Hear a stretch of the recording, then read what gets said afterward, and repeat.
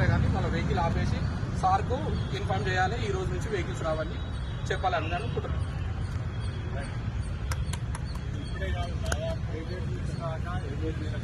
Secretary nurse vehicles hire vehicles ఏవైనా అదే district wise అయితే 2 సంవత్సరాలు డిస్పెండింగ్ ఉంది. వచ్చిన వాళ్ళు ఇట్లా రాని వాళ్ళకు అందరికి కలిసి సహకరించాలి, దీన్ని ముందుకు తీసుకెళ్లాలి.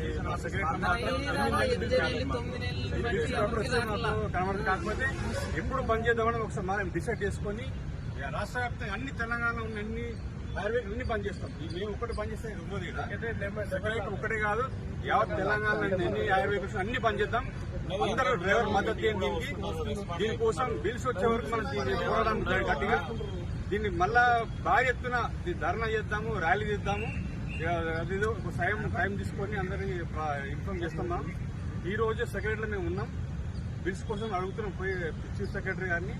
అనుమతి ఇవ్వకపోతే మాత్రం రేపు నుండి అన్ని రాష్ట్ర వ్యాప్తంగా అన్ని బండ్లు బంద్ చేద్దాం. ఇది అందరికీ డ్రైవర్ చూసిన మాట ఏదంతా. మరి రేపు అందరం బంద్ చేస్తారా ఎట్లా?